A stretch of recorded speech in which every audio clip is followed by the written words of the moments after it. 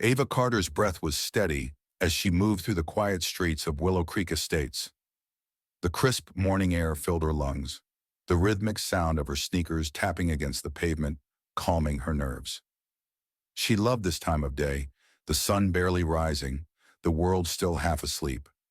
This was her routine, her escape from the pressures of school, expectations, and everything in between. But today, something felt off.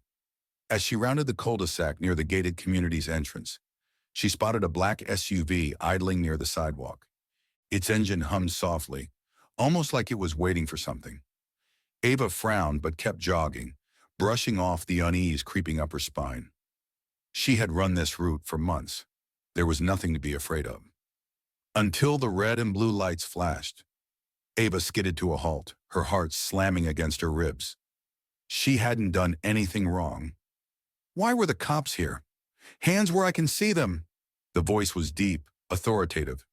Two men in dark uniforms stepped out of the SUV, one resting his hand on what looked like a gun holster.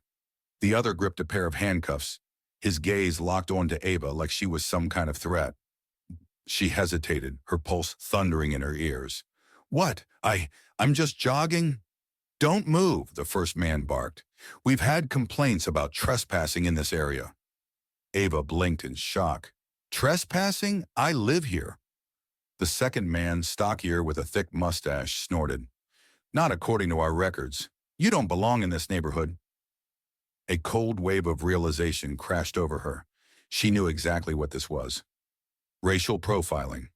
Before she could protest, another figure emerged from behind the SUV, a tall woman in a perfectly pressed navy blazer, blonde hair pulled into a tight bun. Margaret Wilkins, the HOA president, the self-proclaimed queen of Willow Creek Estates, and the woman who had been trying to make Ava's family feel unwelcome ever since they moved in. Wilkins folded her arms, a smirk tugging at the corner of her lips. It's simple, dear. We don't tolerate suspicious activity in this neighborhood. Ava clenched her fists, her jaw tightening. Suspicious activity? I go for a run every morning. I've never had a problem before. Well, Wilkins said, tilting her head mockingly, there's a first time for everything. Ava's fingers curled into fists. This wasn't just about her jogging.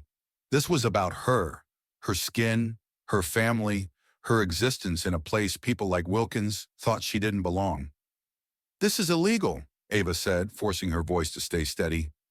You have no right to stop me, the stocky officer scoffed. We're the HOA enforcement team. We have every right. HOA enforcement team? Ava's stomach dropped. These men weren't real cops. They weren't with the police department. They were nothing more than glorified security guards, hired by Wilkins to intimidate whoever she didn't approve of. And right now, that person was Ava. This is harassment, she snapped, stepping back. I'll call my... A sharp click cut her off. Handcuffs. The taller man stepped forward, gripping her wrist before she could react. You can explain it at the station. Panic surged through Ava's veins. Get off me! She struggled, but the cuffs snapped around her wrists, cold and unyielding. Wilkins let out a quiet chuckle, eyes gleaming with satisfaction. See, this is why we have rules, to keep things orderly. Ava's breath came in short, sharp bursts. Her mind raced. This was wrong. This was so wrong, and no one was stopping it. Her eyes darted around, searching for someone, anyone who might help. But the streets were empty.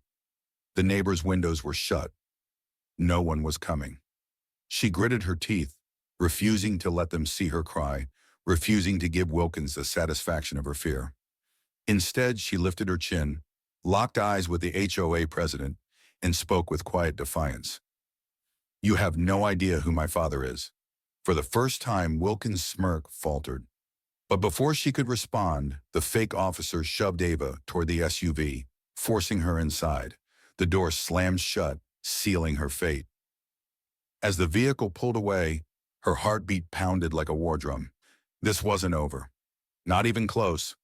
Because the moment her father found out, hell was coming to Willow Creek Estates. Margaret Wilkins sat in her oversized leather chair, sipping her morning espresso as she watched the security footage on her laptop. The image on the screen showed Ava Carter being forced into the back of the SUV, her face tight with defiance. Wilkins smirked. Another problem handled. For years, she had run Willow Creek Estates with an iron fist, shaping it into the perfect community. Every rule, every regulation, every tiny detail about this neighborhood had her fingerprints on it. She had fought to maintain its exclusivity, keeping it pristine and safe. At least that's what she told the residents. The truth? She was keeping certain people out. People like the Carters. From the moment Judge Daniel Carter and his family moved in, she knew they were going to be trouble. A wealthy black family in her neighborhood? It didn't sit right with her. It wasn't about their money. They had more than enough to afford a house in Willow Creek Estates. It was about control. She had spent years curating the perfect neighborhood, and now the Carters were ruining it. Ava, with her early morning jogs and her confidence, was a thorn in her side. The girl acted like she belonged here, like she didn't care about the unspoken rules Wilkins had spent decades enforcing. That's why Ava had to be made an example of. And Wilkins wasn't worried about consequences. The HOA police were her creation, a private security force dressed in real uniforms, carrying real badges, and acting as if they had real authority. But they didn't. They were nothing more than actors, men who had failed the police academy, men who couldn't even get a job as real officers. Wilkins paid them well to patrol the streets, issue fines, and, when necessary, make people like the Carters uncomfortable enough to leave. So what if they had no real legal power? People believed they did, and that was enough. She leaned back in her chair, staring at the paused image of Ava in cuffs. The girl would learn. They all would. The Carter household was quiet, too quiet. It was nearing 9 a.m., and Ava should have been home by now. Her mother, Monica Carter, paced in the kitchen, her phone clutched tightly in her hand. She had already texted Ava twice, called once. No response. Something was wrong. Ava never ignored her calls. Monica glanced out the window, scanning the street for any sign of her daughter. A strange, uneasy feeling settled in her chest. She tried to push it down. Maybe Ava's phone had died. Maybe she had stopped to talk to a friend. But deep down, she knew better. She picked up the phone again and dialed. This time, she called someone who would get answers. Her husband. Judge Daniel Carter sat behind his desk, flipping through the latest legal documents for his upcoming case. The trial he was handling was a big one. A high-profile fraud case involving a corrupt real estate developer with deep political ties. Every major news outlet was covering it, and he knew the outcome of this case could shake the system. He was supposed to be fully focused, but something was nagging at him. He glanced at the clock. Ava should be home by now. A quiet buzz broke the silence. His phone. When he saw Monica's name on the screen, a flicker of concern crossed his face. She never called during work hours unless it was important. He picked up. Monica? Daniel. Her voice was sharp, controlled, but beneath it, he could hear tension. Have you heard from Ava? His grip on the phone tightened. No. Why? She hasn't come home. Carter's entire body went still. What do you mean she hasn't come home? I mean exactly that, Daniel.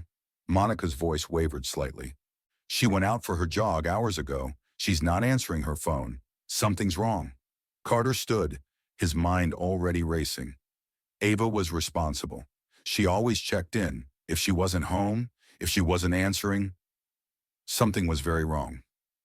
Stay there, he said, grabbing his coat. I'll find her. Just as he reached for his car keys, his phone buzzed again. This time it wasn't Monica. The caller ID flashed unknown number. A sharp sense of dread settled in his chest. He answered. Judge Carter. There was a brief pause, then a shaky voice on the other end. Dad. Ava. His blood ran cold. Ava. They arrested me. Carter's entire world froze. The air around him disappeared. The courtroom, the trial, the politics. None of it mattered anymore. What? His voice was deadly calm. Who arrested you? a sharp inhale on the other end. HOA police. They said I was trespassing. Dad, they put me in cuffs. Carter's free hand clenched into a tight fist. The HOA, this was Wilkins. This was personal. He could feel the rage burning under his skin, slow and dangerous. His daughter, his 16-year-old daughter, had been arrested by a group of fake cops who had no real authority. And they thought they could get away with it. Ava's breathing was shaky. Dad? Carter took a slow breath, steadying himself. Then he spoke. Where are you? She whispered the name of the local police station. Carter's jaw tightened. His next words came out in a voice so cold that it could freeze fire. Stay where you are. I'm coming. He ended the call. His mind was already 10 steps ahead. He knew exactly what needed to be done. Because these people had made one fatal mistake. They forgot who they were dealing with. Judge Daniel Carter wasn't just a father. He was a federal judge, and someone was about to pay. The call had ended, but the fury it ignited in Judge Daniel Carter burned hotter with every passing second. He didn't waste time. Coat on, keys in hand, door slammed shut. His usual calm, the steady demeanor that made him one of the most respected federal judges in the country, had vanished. In its place was something far more dangerous. By the time he reached the police station, his mind was already a battlefield. Scenarios playing out, legal strategies forming. This wasn't just about Ava. This was about power. Who had it, who abused it, and who was about to learn the hard way that they had picked the wrong family to mess with. The moment Judge Carter stepped through the station doors, the atmosphere shifted. Conversations halted. Officers who had been leaning back in their chairs, sipping coffee, suddenly straightened. They recognized him. Daniel Carter wasn't just another angry citizen storming in with a complaint. He was a federal judge, a man whose rulings had taken down corporate criminals, corrupt officials, and law enforcement officers who thought they were above the law. And now he was here. For his daughter. At the front desk, Officer Ryan Blake looked up from his paperwork, visibly annoyed. Blake was in his late 40s, stocky with a permanent scowl etched into his face. He had been in law enforcement long enough to know exactly how much he could get away with. To him, the job wasn't about justice. It was about power. And right now, he had no idea that he was seconds away from losing it. "Can I help you?" Blake drawled, barely glancing up. Judge Carter didn't respond right away. He simply stared, his presence alone making the room feel 10 degrees colder. When he finally spoke, his voice was calm, measured, dangerous. "Where is my daughter?" Blake's smirk didn't falter. "And who might that be?" Silence. Carter took a slow step forward. The officers nearby held their breath. They had all seen it before. That look, the look Carter gave before he buried someone in the weight of the law.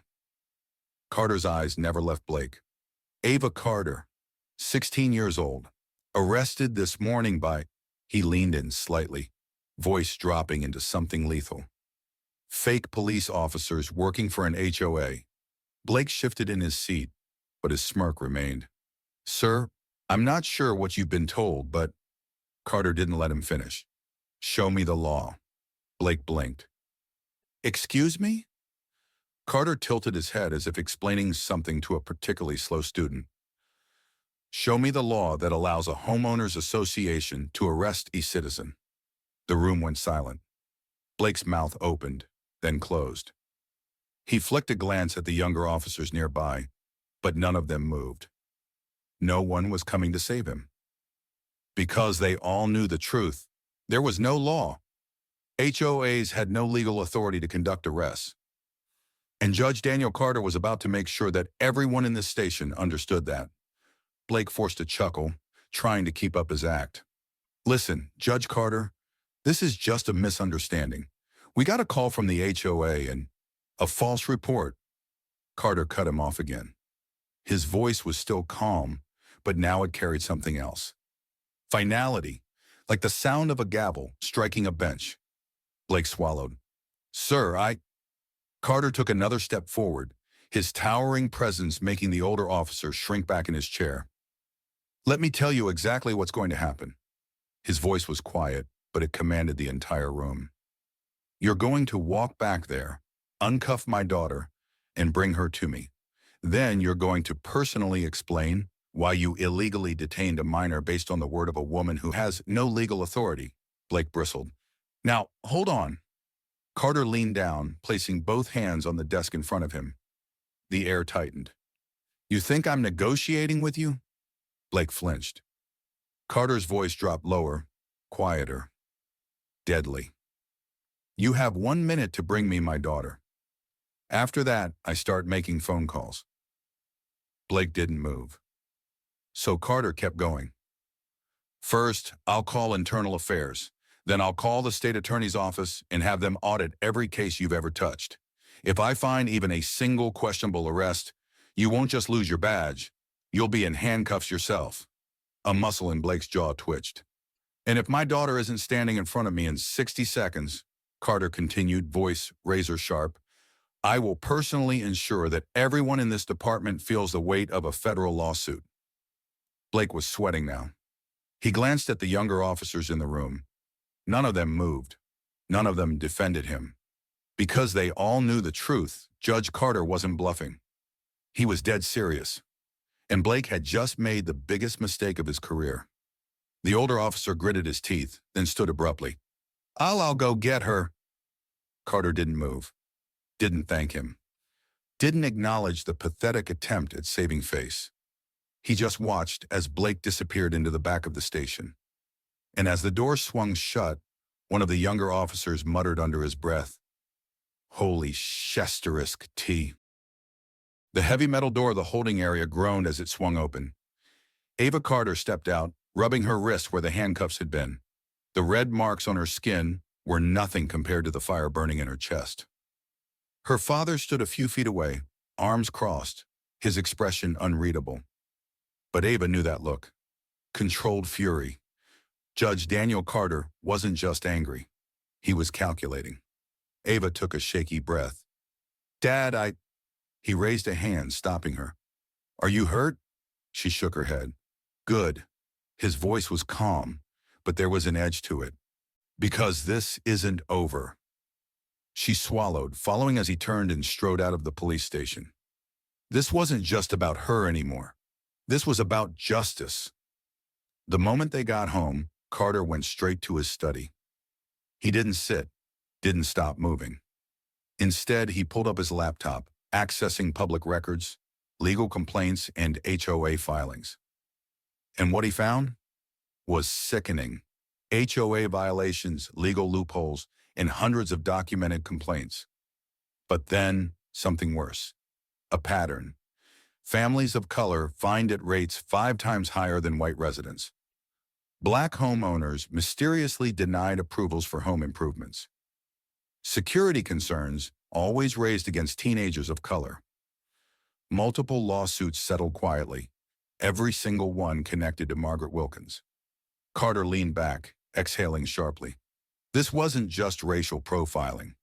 This was a systematic, coordinated effort to push black families out of the neighborhood. And Margaret Wilkins had been running it like a business. Carter's jaw clenched. She thought she was untouchable. She was about to find out how wrong she was. By morning, the headlines had already exploded. Teen arrested by fake HOA cops. Father is a federal judge. Illegal HOA enforcement team exposed who's really in charge. Judge Carter takes legal action against corrupt HOA. The media devoured the story. News stations ran footage of Ava's arrest, captured by a neighbor's doorbell camera. Social media erupted in outrage. #Justice for Ava started trending within hours. Residents of Willow Creek Estates, some terrified, others furious, began coming forward. Old complaints resurfaced. Former residents shared horror stories of Wilkins's harassment. For the first time, Wilkins wasn't in control of the narrative. She was losing, and she knew it. Margaret Wilkins slammed her laptop shut, her face red with rage. Her phone wouldn't stop ringing. Board members, attorneys, reporters, everyone wanted answers. She grabbed her assistant's arm. "Get me Carter's number." The assistant hesitated. "Ma'am, I don't think that's a good—" Now. Seconds later, she was dialing. The line rang once, twice. Then, Judge Carter. His voice was calm, like he had been expecting the call. Wilkins forced a laugh. "Judge Carter, let's be reasonable." Silence. She cleared her throat. "I understand there's been some misunderstanding. I'm willing to discuss a settlement." "Nothing. I have connections, Judge. We don't need to drag this into the courts. Let's just—" Click. The call went dead. Wilkins's hands trembled. He had hung up on her. Her breath came fast and shallow. He wasn't going to back down. That meant she had to escalate. The very next morning, Carter's legal team received a notice of charges. Filed by the HOA, criminal trespassing Ava Carter, public disturbance. Ava Carter, violation of community standards. Ava Carter, string. Judge Carter sat at his desk, flipping through the bullsh** T paperwork. His expression didn't change. Ava's hands curled into fists. "They're trying to frame me." Carter placed the papers down. "They're trying to buy time." A beat of silence. Then he smiled. And it wasn't a nice smile. It was the kind of smile that had sent corrupt businessmen to prison. They just made their final mistake.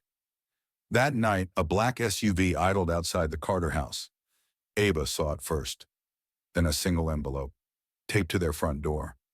Judge Carter ripped it open. Inside was a single note. "Drop the case or else—" Ava's heart pounded. "Dad?" Carter's jaw tightened. He turned, calling out to Monica. "Take Ava inside." Monica didn't argue. The moment the door closed behind them, Carter pulled out his phone. One call. "FBI, I need you to look into something." This wasn't just about an HOA anymore. This was organized crime, and Carter was about to burn it to the ground. Margaret Wilkins had spent years playing God in Willow Creek Estates, setting rules, issuing fines, controlling who stayed and who didn't belong. But in just 48 hours, her empire was falling apart. And it was all because of one man, Judge Daniel Carter. Carter sat at his desk, his eyes scanning hundreds of pages of HOA documents. Every bylaw, every amendment, every weapon Wilkins had used against homeowners. Now, he was about to use those same rules to destroy her. His legal team worked fast, preparing a devastating counterattack. HOA tax violations. Wilkins had been collecting unapproved fees for years. Abuse of power. HOA rules didn't permit private police forces. Fraudulent contracts. HOA funds had been misused for personal gain. By the time Carter was done, he had enough to bury the entire HOA in legal hell. And he wasn't stopping there. That afternoon, FBI agents stormed the HOA office. Handcuffs clicked. Officers were dragged from their desks. HOA security team. Charged with impersonating officers, illegal weapons found in their possession. Entire security operation deemed a fraud. Wilkins had paid them under the table, given them fake authority, and let them terrorize families. Now, they were facing real prison time. And Wilkins? She was next. By the time she arrived at the emergency HOA meeting, the board was waiting. These were her people, the ones who had always followed her lead. But now, their faces were tight with fear, because every single one of them knew they were going down with her. The treasurer, an older man with a shaking voice, spoke first. "Margaret, we need to talk about—" "No," she cut him off. "I built this HOA. I run this HOA. A younger woman cleared her throat. "Actually, you don't. The bylaws state that in times of legal crisis, we can—" Margaret's stomach dropped. "They wouldn't vote of no confidence. HOA board removes Margaret Wilkins as president." Wilkins's mouth went dry. You can't do this." The treasurer folded his hands. "Actually, we can." And just like that, she was out. Her own people had turned on her to save themselves. Margaret barely made it home before the next blow landed. Federal lawsuit filed against HOA for racial discrimination. Civil rights violations under federal law. Judge Carter to personally oversee the case. Margaret screamed, throwing her phone across the room. He was destroying everything, and she had no way out. Breaking news: HOA targeted black families for years. Protests erupt outside HOA office. Dissolve the HOA. Sponsors pull funding. HOA faces bankruptcy. TV stations ran old interviews of Margaret boasting about community standards. Now, she looked like a monster. And the worst part? Even her own neighbors were turning against her. Residents were furious. The same people who had once feared her were demanding she be arrested. And Carter? He wasn't finished yet. It was late at night when it happened. A knock at the door. Wilkins's hands shook as she peered through the window. Her heart stopped. Federal agents.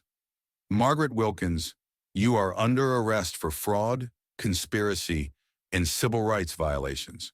The last thing she saw before the cuffs snapped around her wrists, Judge Carter standing across the street, watching, not smiling, not gloating, just watching, because justice had been served.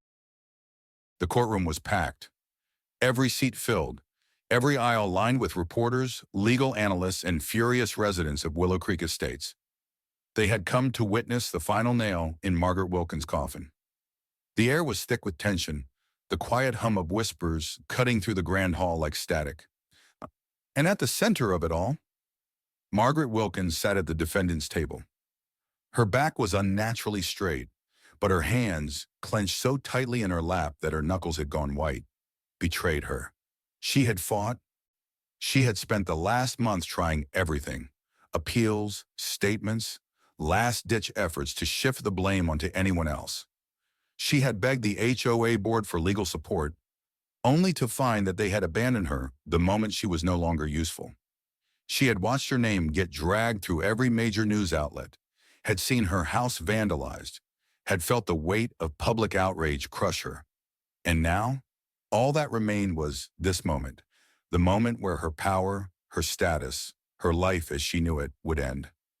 At the front of the courtroom, Judge Daniel Carter sat behind the towering wooden bench.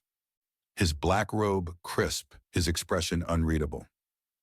He looked down at Wilkins, his gaze steady, his presence suffocating in its authority. The courtroom doors slammed shut. The bailiff stood. All rise for the Honorable Judge Carter. Everyone obeyed, except Margaret. She couldn't move. Her breath was shallow, her pulse hammering in her ears. This couldn't be happening. Not to her. Mrs. Wilkins, the prosecutor began, stepping forward. Are you aware of the charges against you? Margaret licked her lips, her throat dry. Are you aware, the prosecutor continued, voice sharp, that you are facing felony charges for conspiracy, fraud, and civil rights violations? Margaret's jaw clenched. I was just enforcing community standards. A scoff rippled through the gallery. The prosecutor smiled, a cold, victorious smile. Let's talk about those standards. She turned toward the massive screen behind her, clicking a button on her remote. A series of emails appeared. Wilkins instructing the HOA security team to target black homeowners. Wilkins illegally raising fines to push families out. Wilkins approving an enforcement policy that directly violated state laws. The jury stiffened. The audience gasped. And Wilkins? She felt the ground beneath her crumble. Never? The prosecutor cut her off, clicking the remote again. Next slide. Body cam footage of Ava Carter's arrest. The moment the screen played Ava's terrified voice, the room fell dead silent. Everyone watched as Wilkins stood in the background, arms crossed, smirking. The clip ended. The prosecutor turned back to Wilkins, her voice deadly. Tell me, Mrs. Wilkins, does that look like enforcing community standards to you? Wilkins opened her mouth, closed it. She had no defense, no way out, no escape. The room sat in tense silence. Judge Carter leaned forward slightly, his voice steady. You thought you were untouchable. Wilkins's breath hitched. Carter's gaze never wavered. You were wrong. A single gavel strike. Jury, you may deliberate. It took less than 20 minutes. The jury returned, faces unreadable. The foreman stood. In the case of the state versus Margaret Wilkins, we find the defendant. A pause. Margaret squeezed her eyes shut. The air was thick, suffocating. Then, guilty. The words slammed into her like a brick wall. The courtroom erupted. Reporters scrambled to capture the moment. Somewhere in the back, someone cheered. And Margaret, she felt the world tilt beneath her. This wasn't real. This couldn't be real. The bailiff stepped forward.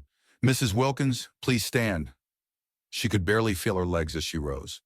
By order of the court, Carter's voice rang out, Margaret Wilkins is hereby sentenced to 8 years in federal prison.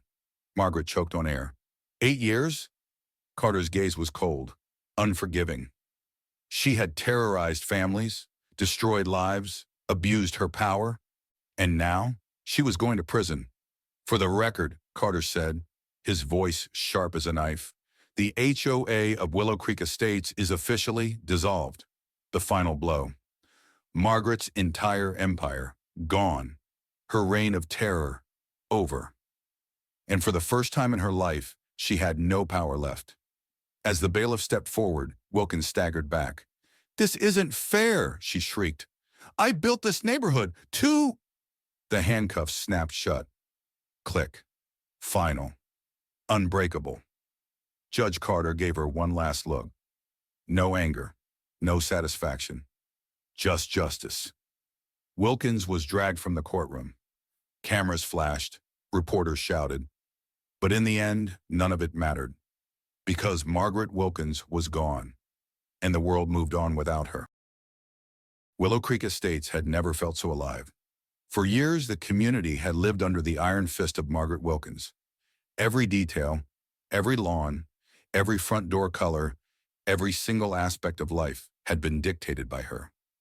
But now, she was gone, and the people were taking their neighborhood back. The morning after the trial, something incredible happened. The HOA office was shut down. The sign that once read Willow Creek Estates Homeowners Association had been ripped down overnight.